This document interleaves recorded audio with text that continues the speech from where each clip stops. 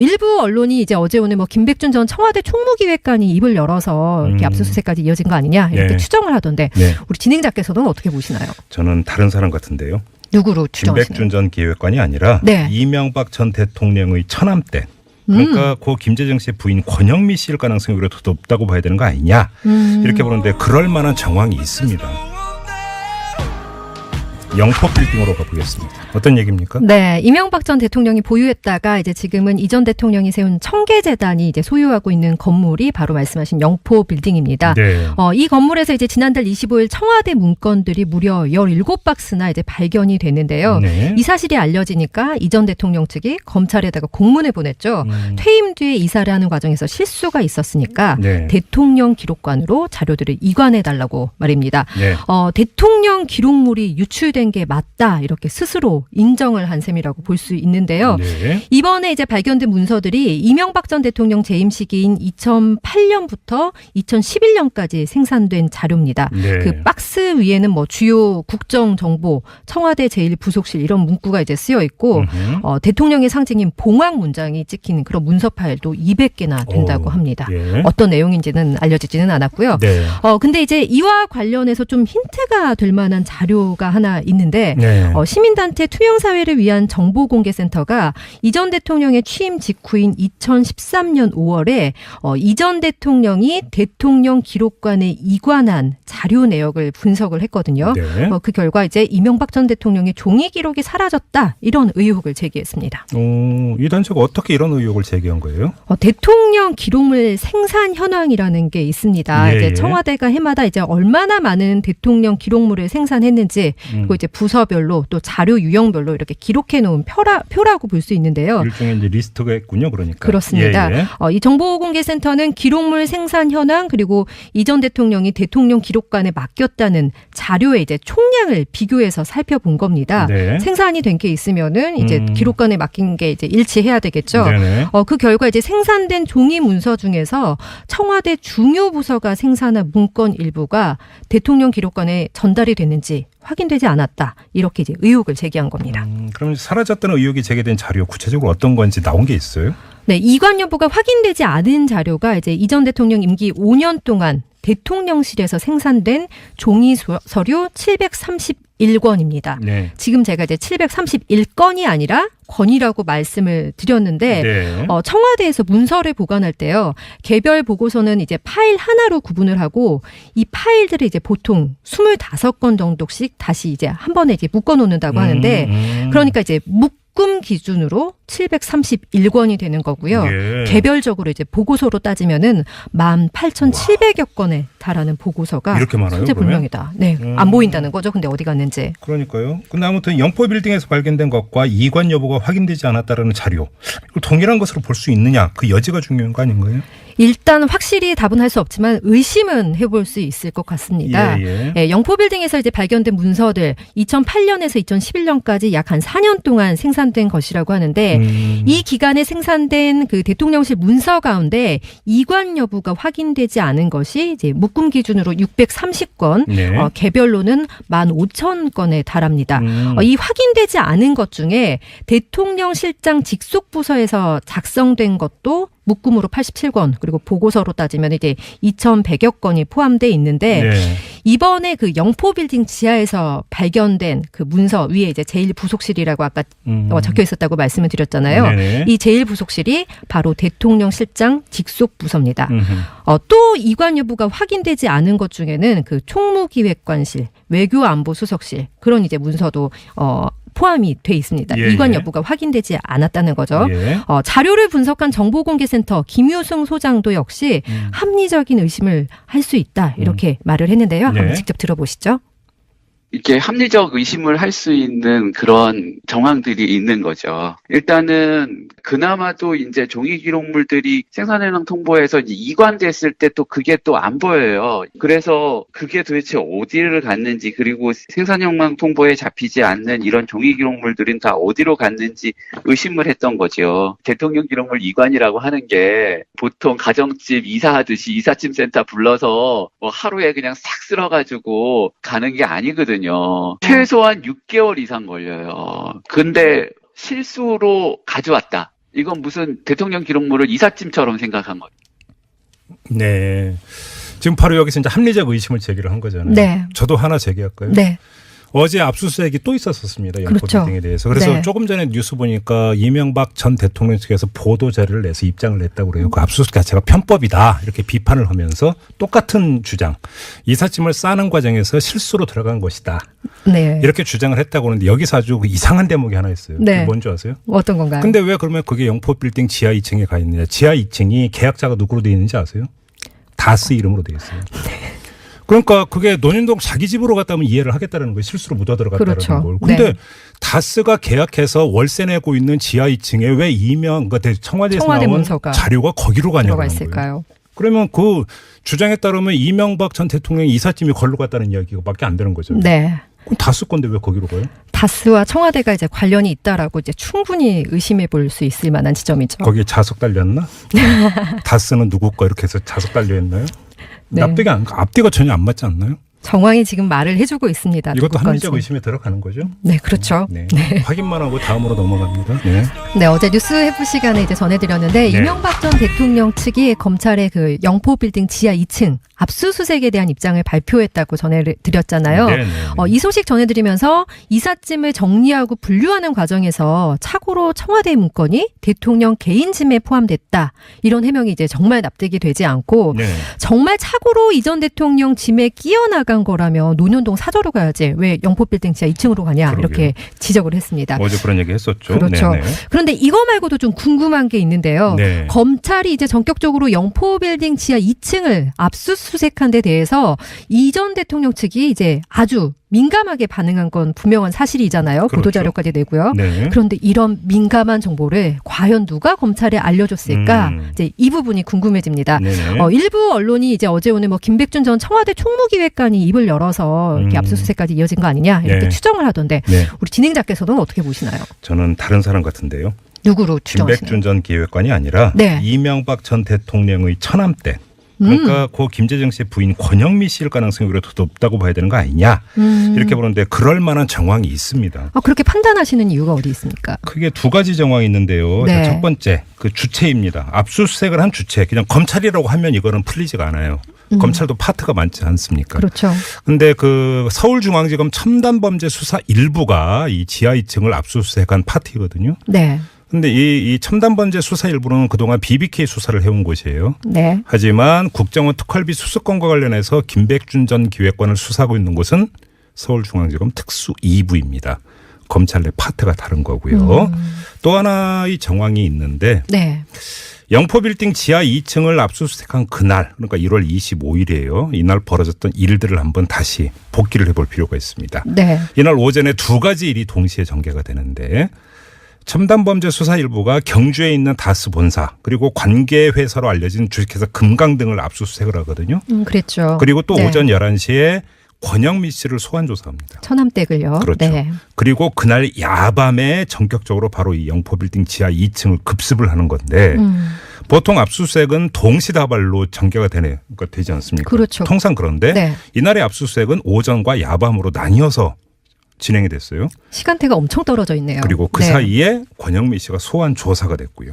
이게 정리를 하면은 그 네. BBK를 수사해오던 이제 첨단범죄 수사 일부가 네. 권영미 씨를 소환해서 조사하는 과정에서 뭐 영포빌딩 지하 2층 뭐 여기에 대한 진술을 확보해서 네. 급하게 압수수색에 들어갈 수도 있다 그렇죠. 이런 추정인데 그렇습니다. 이게 이제 추정이 사실이라는 전제하에 그렇다면 권영미 씨가 왜 순순히 진술을 했을까 이 부분도 좀 궁금해지네요. 그렇죠. 이거 네. 놓쳐서는 안 될 대목인데 자 김재정 씨 사망 이후에 상속 과정이 하나의 힌트가 될 수가 있지 않을까 싶은데요. 네. 자 이미 알려진 대로 권영미 씨는 상속세를 돈이 아니라 다스 지분으로 이른바 물납하지 않았습니까? 그렇죠. 상속세 대신에 다스의 지분 19.73%를 내놓았고요. 네. 또 이거하고는 별도로 청계재단에도 5%의 지분을 내놓았거든요. 네. 그래서 그 결과가 어떻게 됐습니까? 최대 주주지위가 이상은 씨로 넘어갔죠. 그렇죠. 왜 그랬을까? 이해가 안 된다. 이렇게 이야기하는 사람 많지 않았습니까? 네. 사람들이 고개를 갸웃거리는 바로 이 행위, 그러니까 상속세를 물납한 이 행위의 주체를 권영미 씨가 아니라 다른 사람, 그러니까 실소유주로 의심받고 있는 이명박 전 대통령으로 한번 바꿔서 보면은 네. 이야기가 좀 달라지는 게 있습니다.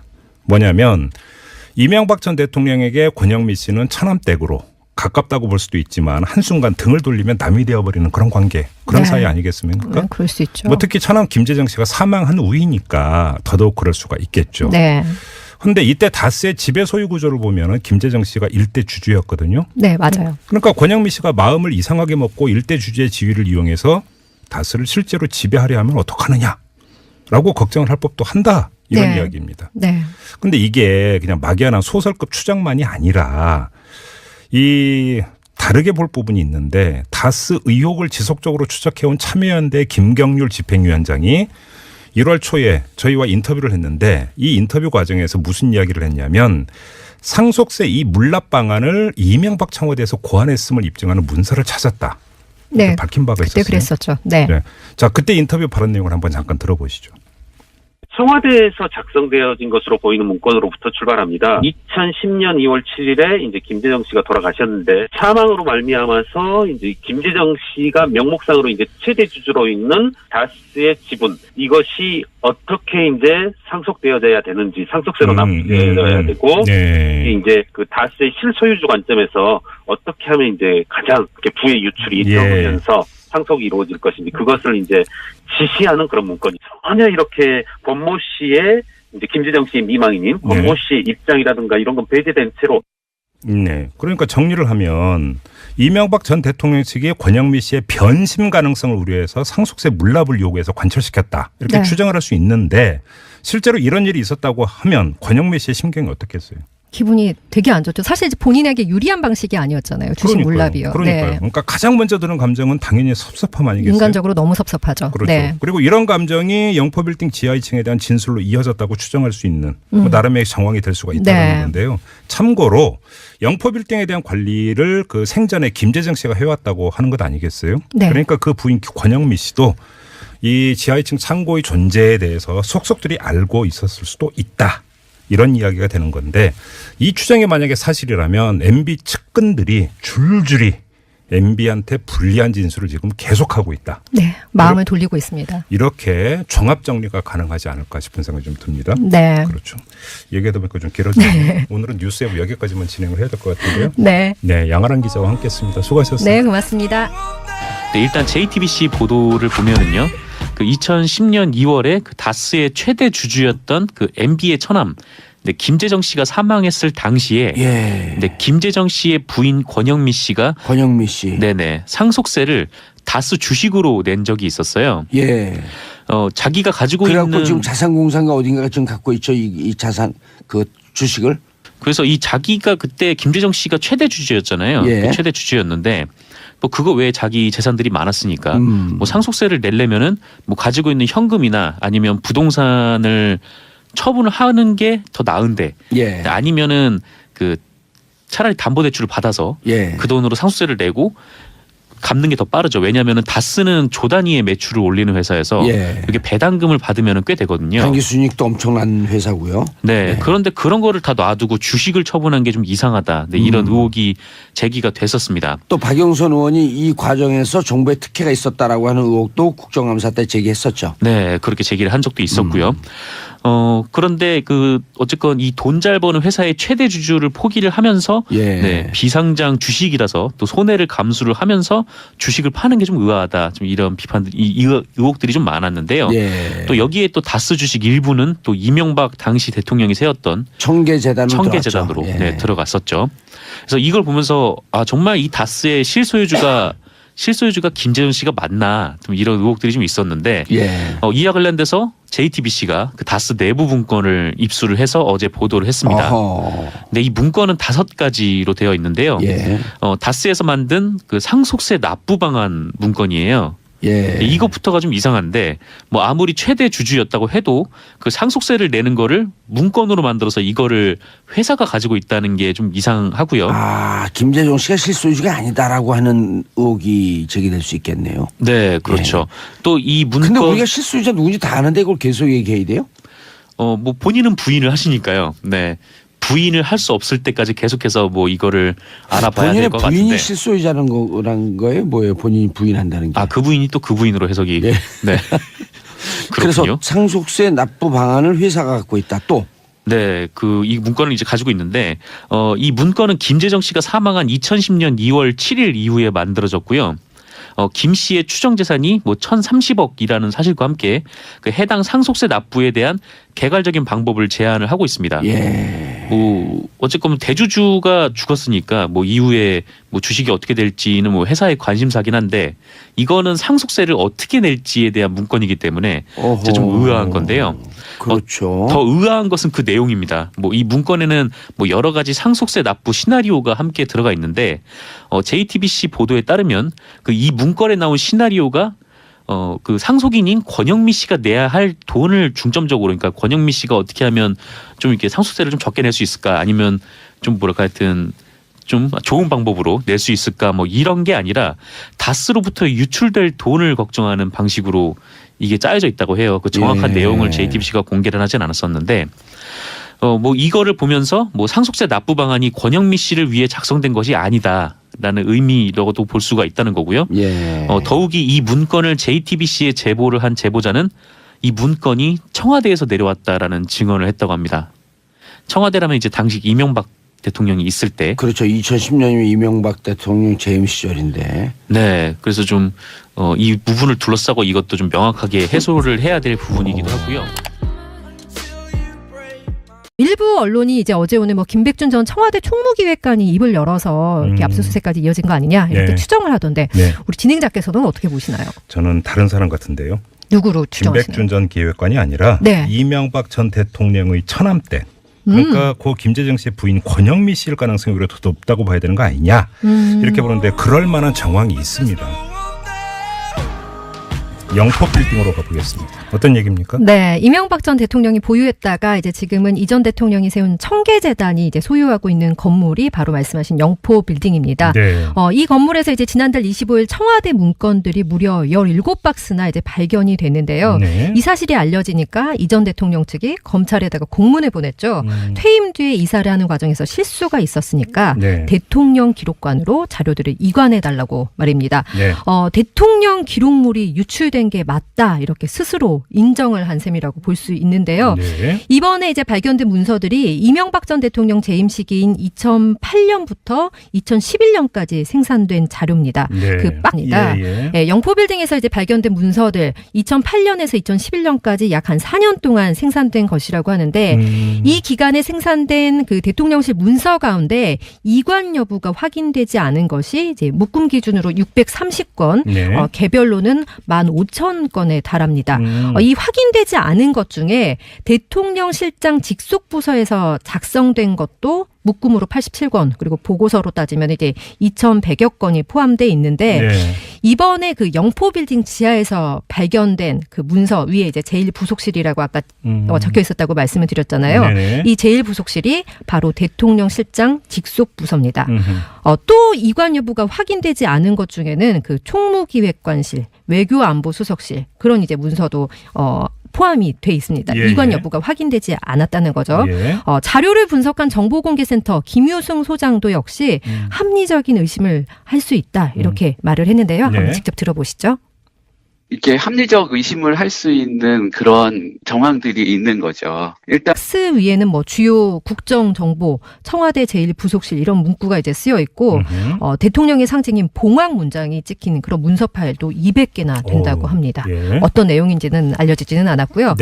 근데 이제 이와 관련해서 좀 힌트가 될 만한 자료가 하나 있는데 시민단체 투명사회를 위한 정보공개센터가 이 전 대통령의 취임 직후인 2013년 5월에 이 전 대통령이 대통령 기록관에 이관한 자료 내역을 분석을 했거든요. 그 결과 이제 이명박 전 대통령의 종이 기록이 사라졌다 이런 의혹을 제기했습니다. 이 단체가 어떻게 이런 의혹을 제기한 거예요? 대통령 기록물 생산 현황이라는 게 있습니다. 이제 청와대가 해마다 이제 얼마나 많은 대통령 기록물을 생산했는지 그리고 이제 부서별로 또 자료 유형별로 이렇게 기록해 놓은 표라고 볼 수 있는데요. 일종의 이제 리스트가 있군요, 그러니까. 그렇습니다. 이 정보공개 국가통계센터는 기록물 생산 현황 그리고 이 전 대통령이 대통령 기록관에 맡겼다는 자료의 이제 총량을 비교해서 살펴본 겁니다. 네. 생산이 된 게 있으면은 이제 기록관에 맡긴 게 이제 일치해야 되겠죠. 네네. 그 결과 이제 생산된 종이 문서 중에서 청와대 중요 부서가 생산한 문건 일부가 대통령 기록관에 전달이 됐는지 확인되지 않았다. 이렇게 이제 의혹을 제기한 겁니다. 그럼 사라졌다는 의혹이 제기된 자료 구체적으로 어떤 건지 나온 게 있어요?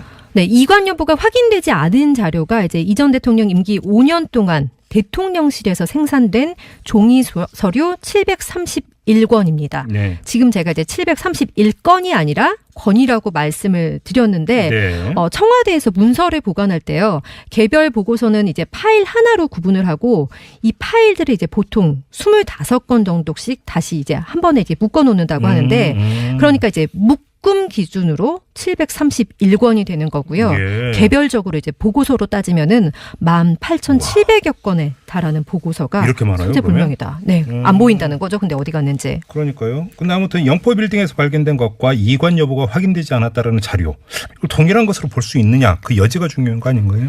일단 확실히 답은 할 수 없지만 의심은 해볼 수 있을 것 같습니다. 나는 그나마도 이제 종이 기록물들이 생산해랑 통보에서 이제 이관됐을 때 또 그게 또 안 보여요. 그래서 그게 도대체 어디를 갔는지 그리고 생산형망 통보에 잡히지 않는 이런 종이 기록물들은 다 어디로 갔는지 의심을 했던 거죠. 대통령 기록물 이관이라고 하는 게 보통 가정집 이사하듯이 이삿짐 센터 불러서 뭐 하루에 그냥 싹 쓸어가지고 가는 게 아니거든요. 최소한 6개월 이상 걸려요. 근데 실수로 가져왔다. 이건 무슨 대통령 기록물을 이삿짐처럼 생각한 거예요. 네. 지금 바로 여기서 이제 합리적 의심을 제기를 한 거잖아요. 네. 저도 하나 제기할까요? 네. 어제 압수수색이 또 있었습니다. 영포 그렇죠. 빌딩에 대해서. 그래서 네. 조금 전에 뉴스 보니까 이명박 전 대통령 측에서 보도 자료를 내서 입장을 냈다고 그래요. 그 압수수색 자체가 편법이다. 이렇게 비판을 하면서 똑같은 주장. 이삿짐을 싸는 과정에서 실수로 들어간 것이다. 네. 이렇게 주장을 했다고 하는데 여기서 아주 이상한 대목이 하나 있어요. 네. 그게 뭔지 아세요? 어떤 건가요? 근데 왜 그러면 그게 영포 빌딩 지하 2층에 가 있느냐. 지하 2층이 계약자가 누구로 되어 있는지 아세요? 다스 이름으로 되어 있어요.